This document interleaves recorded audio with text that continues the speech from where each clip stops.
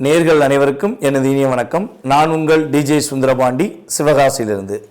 நேர்களே, தற்போது நம்ம பார்க்க போகிற விஷயம் என்னென்னா, 2025 நடைபெறுகின்ற 3 கிரக பயிற்சிகள் அப்படின்னு நம்ம சொன்னோம். இந்த 3 கிரக பயிற்சியில் சுப கிரகம் என்று அழைக்கப்படுகின்ற குரு பகவான், இந்த குரு பகவான் ரிஷப ராசியிலிருந்து மிதுன ராசிக்குள்ள எப்போ போகிறாரோ அதுதான் குரு பெயர்ச்சி என்று அழைக்கப்படுகிறது. அப்போ இந்த குரு பகவான் எப்பொழுது நம்ம ரிஷபராசியை விட்டு மிதுன ராசிக்கு போகிறாருங்கிறத ஃபஸ்ட்டு தெரிஞ்சுக்கணும். பார்த்தீங்களா, அதாவது கரெக்டாக மே மாதம் 14ஆம் தேதி குரு பகவான் மிதுன ராசிக்குள்ளே நுழையிறாரு. இந்த குரு என்று அழைக்கப்படுகின்றவர் சுப கிரகமாக கருதப்படுகிறார். தேவர்களின் குரு, தேவர்கள்னு சொல்லுவோம் பார்த்தீங்களா, அந்த தேவர்களுக்கே குருவாக இருக்கக்கூடிய நம்மளுடைய குரு பகவான் சுப கிரகமாக, நவகிரகங்களில் இயற்கை சுப கிரகமாக இருக்கிறார்.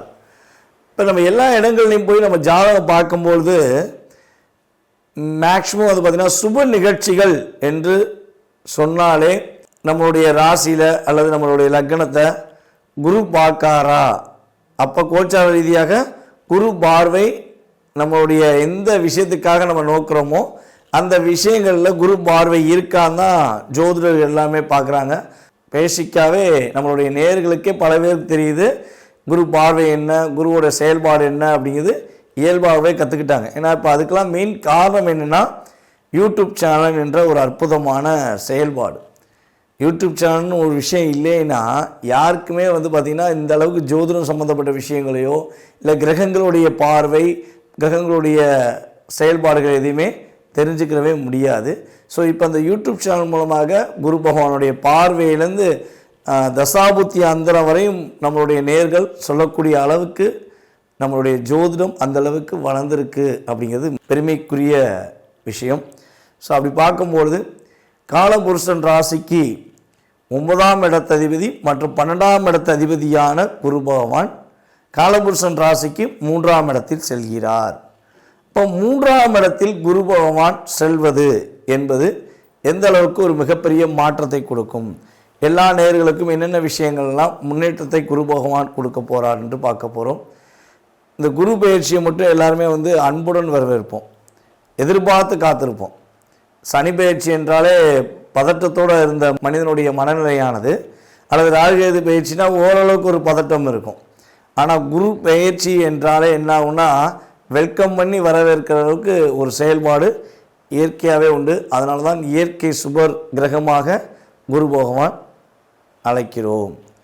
சரி, ஓகே. இப்போ இந்த குரு பகவான் இந்த வருடத்திலே கிட்டத்தட்ட பார்த்திங்கன்னா 3 முறை பயிற்சி ஆகிறார். 3 முறை பயிற்சி ஆகிறன்னா எப்படிங்க அப்படின்னு ஒரு கேள்வி வைப்பீங்க பார்த்தீங்களா. அதாவது இந்த வருடத்தில் ஆகஸ்ட் மாதம் 18ஆம் தேதி அதிசாரமாக கடகராசிக்குள்ளே நுழைவார். ஆகஸ்ட் மாதம் 18ஆம் தேதி அதிசாரமாக கடகராசிக்குள்ளே நுழைவார். அதுக்கடுத்து பார்த்திங்கன்னா டிசம்பர் மாதம் 5ஆம் தேதி திரும்பியும் வக்ர நிலையில் என்ன பண்ணுவார், அதிசாரம் ரிவர்ஸ் ஆகி நம்மளுடைய மிதுன ராசிக்குள்ளேயே மறுபடியும் வந்துடுவார்.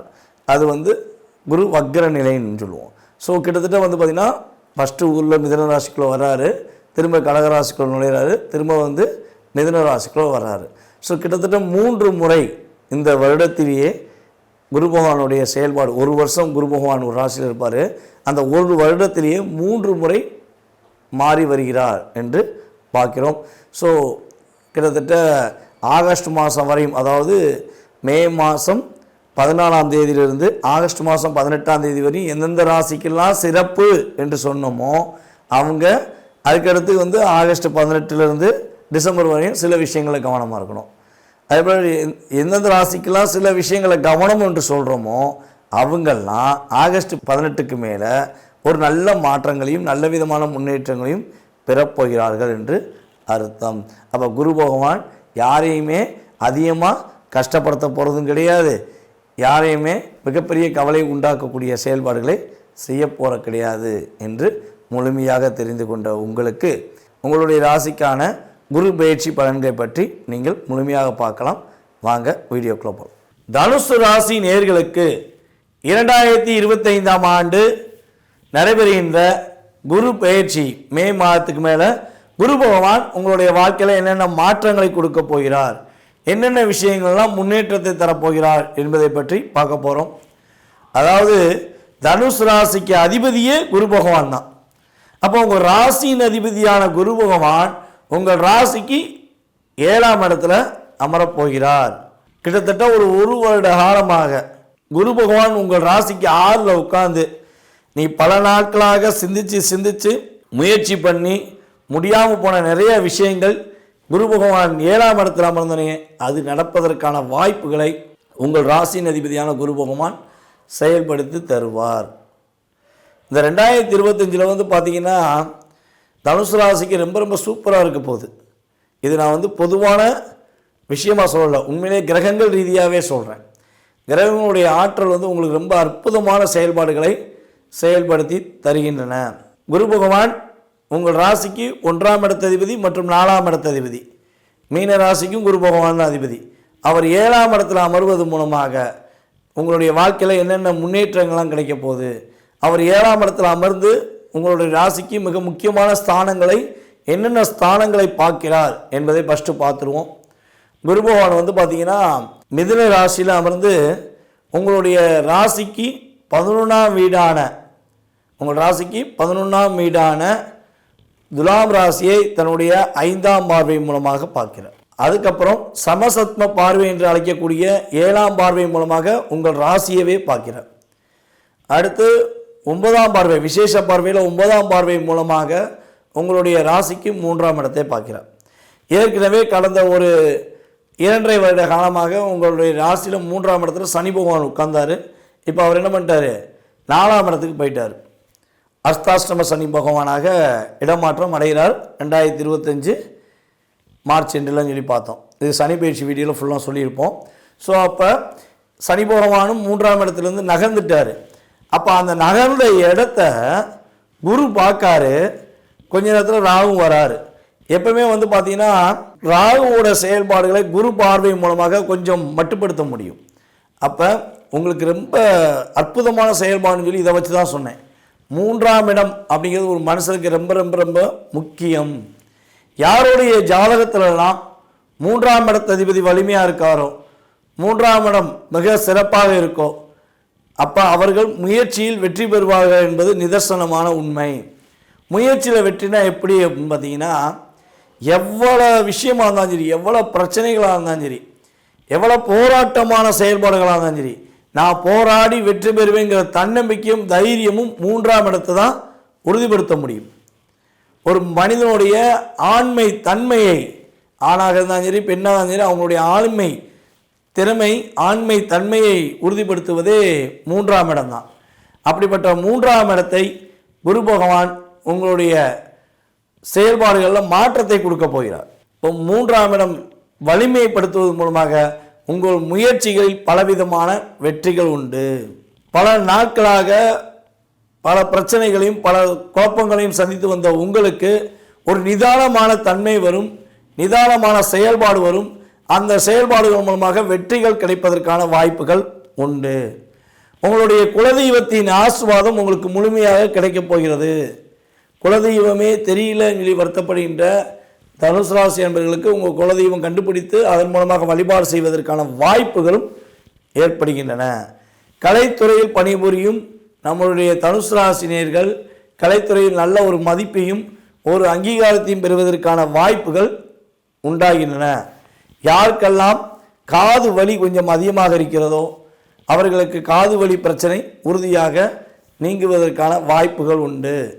ரொம்ப நாளாக நகை வாங்கணும்னு ஆசைப்படுறோம், நகை வாங்கிட்டோம்னா சந்தோஷம் அப்படின்னு சொல்லி எதிர்பார்க்கிற நம்மளுடைய தனுசு ராசினியர்களுக்கு புதிய தங்க நகைகள் வாங்குவதற்கான அமைப்புகள் உண்டு. கொஞ்சம் தன்னுடைய குடும்பத்துக்காக, தன்னுடைய மனைவிக்காகவோ தன்னுடைய குழந்தைகளுக்காகவோ அதிகமான நகைகள் சேர்த்து வைப்பதற்கான யோகங்களும் உண்டாகின்றன. கல்யாணம் முடிச்சுட்டாங்க, கிட்டத்தட்ட அந்த 2.5 வருஷத்தில் கணவன் மனைவி ஒற்றுமையில் எங்களுக்குள்ள ஒரு வேற்றுமை ஏற்பட்டுருச்சு, நாங்கள் பிரிஞ்சிட்டோம், சட்டப்படி விவாகரத்து வாங்கிட்டோம், இல்லை என்னுடைய கணவரோ மனைவியோ இல்லை அப்படின்னு யாரேனும் வருத்தப்பட்டு தனிமையில் போராடி கொண்டு இருக்கிறீங்க அப்படின்னா 2வது திருமணம் முடிப்பதற்கான வாய்ப்புகளை குரு பார்வை மூலமாக கிடைக்கப் போகிறது. கல்யாணமே வேண்டாம், நான் கல்யாணம் முடிக்க மாட்டேன் அப்படின்னு சொல்லி மனசுக்குள்ள ஃபீலிங் உள்ளவங்க கூட என்ன பண்ணுவாங்க, இந்த குரு பார்வை மூலமாக கல்யாணம் முடிப்பதற்கான ஆற்றலை குரு பகவான் கொடுக்க போகிறார். உங்களுடைய மூத்த சகோதரிக்கோ அல்லது மூத்த சகோதரனுக்கோ திருமணம் முடிஞ்ச பிறகு தான் உங்களுடைய திருமண வாழ்க்கை தொடங்கணும் அப்படின்னு காத்திருக்கீங்கன்னா, குரு பகவான் மே மாதத்துக்கு மேலே உங்களுடைய 11ஆம் இடத்தை பார்ப்பது மூலமாக அவர்களுக்கு விரைவில் திருமணம் முடித்து வைத்து உங்களுக்கும் அந்த காலகட்டங்களில் சரியான உங்களுக்கு திருமணத்துக்குரிய வயதாக இருந்தால் உங்களுக்கும் திருமணம் முடித்து வைப்பதற்கான ஆற்றலையும் செயல்பாடுகளையும் செய்து கொடுக்கிறார். இவ்வளவு நாட்களாக நம்முடைய தனுசு ராசினியர்கள் அப்படியே ஒரு மனசுக்குள்ள சோகத்துடன் ஒரு அழுத்தத்துடன் முகத்தில் ஒரு தெளிச்சி இல்லாமல் ஒரு டிஸ்டர்பன்ஸாக இருந்தீங்கன்னா இனிமே அந்த டிஸ்டர்பன்ஸ் உங்களுக்கு கிடையாது. உறுதியாக வசீகர தோற்றம் குரு பார்வை மூலமாக மே மாதம் இறுதியிலிருந்து உறுதியாக கிடைக்கின்றன.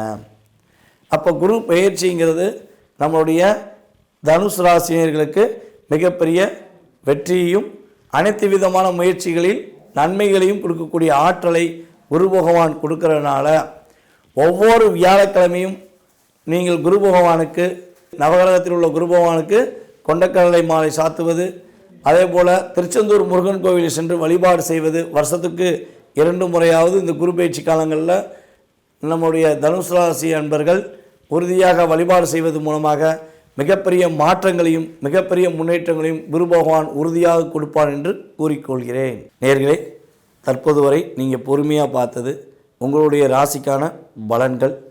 நம்ம ஏற்கனவே சொன்ன மாதிரி இது கோச்சார ரீதியான பொது பலன்களே.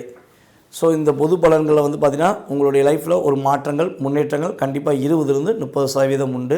உங்களுடைய லைஃப்பில் நீங்கள் எதிர்பார்க்குற விஷயங்கள், நீங்கள் நினச்சி கொண்டு இருக்கும் விஷயங்கள், நீங்கள் பல நாளாக இந்த போராட்டத்திலிருந்து வெளியே வந்துருமா அப்படின்னு எதிர்பார்க்குற விஷயமா இருந்தாலும் சரி, இல்லை வெற்றி பெற்றுருமா அப்படிங்கிற விஷயமாக இருந்தாலும் சரி, எதுவாக இருந்தாலும் உங்களுடைய சுய ஜாதகத்தை ஒரு முறை நீங்கள் செக் பண்ணிவிட்டு முடிவெடுங்க.